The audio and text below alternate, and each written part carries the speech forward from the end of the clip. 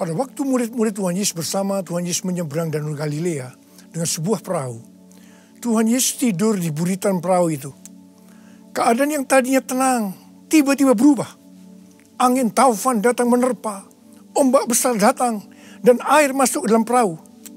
Murid-murid sangat ketakutan dan membangunkan Tuhan Yesus sambil berkata, "Tolong Guru, apakah engkau tidak peduli kalau kami binasa?" Tuhan Yesus bangun dan dia menghardik angin itu dan berkata kepada danau itu, "Diam, tenanglah." Apa yang terjadi? Angin itu reda dan danau menjadi teduh sekali. Tuhan Yesus berkata kepada murid-muridnya, "Mengapa kamu begitu takut? Mengapa kamu tidak percaya?" Mereka menjadi sangat takut dan berkata seorang kepada lainnya, "Siapakah gerangan orang ini? Sehingga angin dan danau pun taat kepadanya." Bukankah keadaan pada waktu itu mirip dengan keadaan hari-hari ini? Tadinya keadaan tenang-tenang saja, tetapi ketika memasuki tahun 2020, tiba-tiba kita dikejutkan oleh badai yang datang menerpa. Dalam tempo sekitar 4 bulan, COVID-19 dengan cepat menyebar dari Wuhan, China, dan saat ini hampir ke seluruh bagian dunia ini. Krisis ekonomi mulai melanda dunia, termasuk Indonesia. Paparan COVID-19 di Jakarta dan sekitarnya melebihi tempat-tempat lainnya di Indonesia. Banyak orang-orang yang kita kasihi meninggal dunia. Orang-orang mulai panik, ketakutan, sangat khawatir melihat kejadian ini. Kita mulai berteriak-teriak kepada Tuhan Yesus meminta pertolongan. Tetapi sepertinya Tuhan Yesus tidak menjawab. Tetapi seperti yang terjadi pada waktu itu. Pada waktunya Tuhan Yesus akan menghardik kepada COVID-19, kepada krisis ekonomi. "Diam, tenanglah." Setelah itu kita akan terheran-heran melihat bahwa semua kejadian mencekam ini akan berhenti, akan berlalu.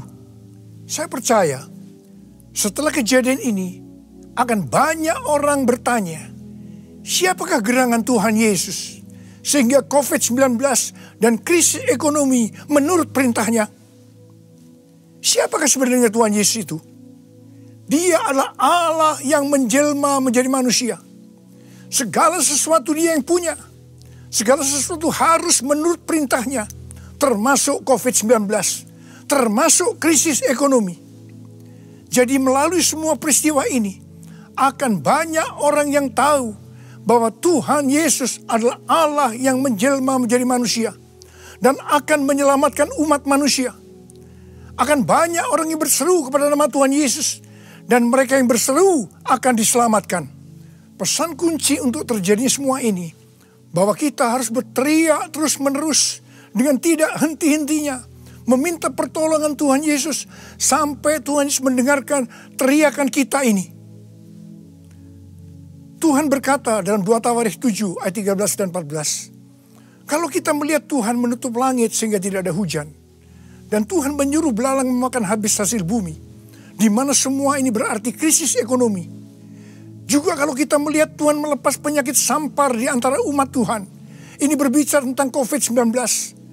Tuhan meminta agar kita, semua orang-orang percaya, merendahkan diri, berdoa, mencari wajah Tuhan, serta berbalik dari jalan-jalan yang jahat. Artinya kita harus mengoreksi diri, bertobat, minta ampun. Kalau kita orang-orang percaya melakukan itu, maka Tuhan akan mendengar dari sorga. Dan akan mengampuni dosa-dosa kita. Dan akan memulihkan negeri kita, Indonesia yang tercinta. Saya percaya hari-hari ini banyak orang percaya, termasuk saya, melakukan hal ini. Saya banyak berdoa di menara doa lantai 12 di SICC. Akhir-akhir ini Tuhan ingatkan kepada saya, kejadian waktu tempat ini untuk pertama kalinya dipakai sebagai menara doa. Salah seorang pendoa mendapatkan penglihatan. Ada sebuah telinga yang besar. Dan Tuhan berikan ayatnya dari 2 Tawarikh 7 ayat 15 dan 16. Yang berkata, sekarang mataku terbuka dan telingaku menaruh perhatian kepada doa dari tempat ini. sekarang telah kupilih dan kukuduskan rumah ini, supaya namaku tinggal di situ untuk selama-lamanya. Maka mataku dan hatiku akan ada di situ sepanjang masa. Setiap kali saya berdoa, saya selalu mengingatkan Tuhan tentang hal ini. Bahwa Tuhan menaruh perhatian kepada doa dari tempat ini. Di situ saya terus-menerus dengan tidak henti-hentinya berdoa untuk keadaan yang terjadi saat ini. Saya meminta belas kasihan Tuhan supaya semua ini berlalu. Saya juga diperkenankan oleh Tuhan melihat hal-hal yang tidak saya mengerti. Dalam pergumulan itu, saya berkata kepada Tuhan, Tuhan, saya tidak mengerti akan semua ini, tetapi saya menerima segala keputusan Tuhan. Dalam keadaan galau seperti ini, tiba-tiba saya mendapatkan kiriman lagu, Bagi Dialah Kemuliaan, yang dinyanyikan oleh saya sendiri. Ketika saya menyimak lirik lagu itu, saya menangis. Lirik lagu itu diambil dari Roma 11 ayat 33 sampai dengan 36. Oh, alangkah dalamnya kekayaan hikmat pengetahuan Allah, sungguh tak terselidiki keputusannya dan jalan-jalannya. Siapakah yang mengetahui pikiran Tuhan? Siapakah yang pernah menjadi penasehatnya?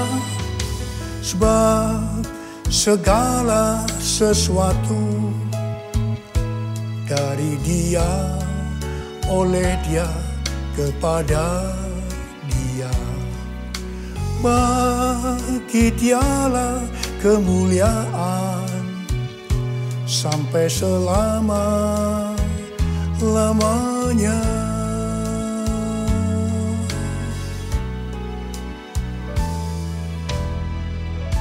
Di sini saya disadarkan oleh Tuhan bahwa siapa saya ini yang sebagai manusia sepertinya harus mengerti semua pikiran Tuhan. Ternyata Alkitab berkata bahwa segala keputusan Tuhan tidak terselidiki. Jalan-jalan Tuhan tidak dapat diselami. Engkau Tuhan yang berdaulat. Sebab segala sesuatu adalah dari Tuhan dan oleh Tuhan dan kepada Tuhan. Bagi Tuhanlah kemuliaan sampai selama-lamanya. Apakah saudara juga berdoa kepada Tuhan agar badai COVID-19 dan krisis ekonomi ini segera berlalu? Ada berapa banyak yang berkata, tolong Tuhan Yesus, tidakkah Engkau peduli kalau kami binasa? Seperti yang terjadi pada waktu itu, Tuhan akan berkata kepada kita, mengapa engkau begitu takut? Mengapa engkau tidak percaya? Saya diingatkan oleh seorang pendoa syafaat yang berkata kepada saya bahwa tulah di Mesir berhenti setelah anak domba Paskah disembelih. Kemudian setelah itu saya diberikan satu pengertian. Dan saya bertanya kepada Tuhan, Tuhan, apakah COVID-19 ini akan mulai reda atau menurun pada waktu Paskah? Setelah itu ada yang memberikan kepada saya nubuatan Chuck Pierce yang dituliskan dalam charismanews.com. Chuck Pierce pada waktu tahun 2006 pernah bernubuat untuk saya, yaitu akan dipakai dalam pelayanan kesembuhan. Dan nubuatan terjadi. Nah, Chuck Pierce pada bulan September 2019 bernubuat bahwa bangsa-bangsa akan mengalami kekacauan sampai Paskah 8 sampai 16 April. Tanggal 26 Januari 2020, kembali Chuck Pierce bernubuat bahwa suatu wabah yang besar datang menyerbu untuk menguji kita sampai dengan Paskah. Bagi saya, apakah hal ini berarti bahwa pada waktu Paskah COVID-19 ini akan mulai reda atau menurun? Hal yang mirip juga dikatakan oleh C.D. Jacob kepada Chuck Pierce pada tanggal 3 Januari 2020. Cindy berkata bahwa dalam 3 bulan pertama di tahun 2020, agar Chuck Pierce berhati-hati untuk perjalanan internasionalnya dan harus banyak beristirahat. Dan itu dilakukan oleh Chuck Pierce. Sekarang Chuck Pierce banyak menulis buku dan istirahat. Selain itu, Chuck Pierce menginterview seorang nabi bernama Shawn Bolz yang berkata bahwa Tuhan memberitahu kepada dia bahwa akhir COVID-19 sudah dekat. Terhadap nubuatan ini, saya meresponi dengan doa-doa saya, di mana yang tadinya difokuskan untuk meminta kepada Tuhan agar COVID-19 itu berhenti. Tetapi sekarang Tuhan Yesus menyuruh saya untuk melakukan seperti apa yang telah dilakukan oleh Tuhan Yesus, yaitu dengan menghardik badai itu dan berkata, diam, tenanglah. Karena itu sekarang saya memerintahkan kepada COVID-19 dan kepada krisis ekonomi dengan berkata, diam, tenanglah. Kita sekarang memasuki peperangan rohani yang dahsyat. Mari, saya mengajak saudara untuk berdoa seperti itu. Kita memerintahkan kepada COVID-19 dan kepada krisis ekonomi dengan berkata, diam, tenanglah. Dalam melakukan peperangan rohani ini, saudara harus banyak berbahasa roh. Saya percaya setiap kita menginginkan agar badai COVID-19 dan krisis ekonomi cepat berlalu. Karena itu gereja Tuhan harus bersatu. Jangan saling menyalahkan. Jangan saling menjelekkan. Saya percaya melalui peristiwa ini justru Tuhan mengendaki agar gereja Tuhan menjadi satu. Unity. Seperti yang dikatakan dalam Yohanes 17. Bahwa unity adalah kunci utama untuk terjadinya penuaian jiwa-jiwa. Melalui peristiwa COVID-19, ini merupakan wake up call bagi gereja Tuhan untuk menyelesaikan amanat agung Tuhan Yesus. Dan setelah itu Tuhan Yesus datang kembali. Saya mau berdoa buat saudara. Angkat tangan saudara. Kita doa sama-sama. Oh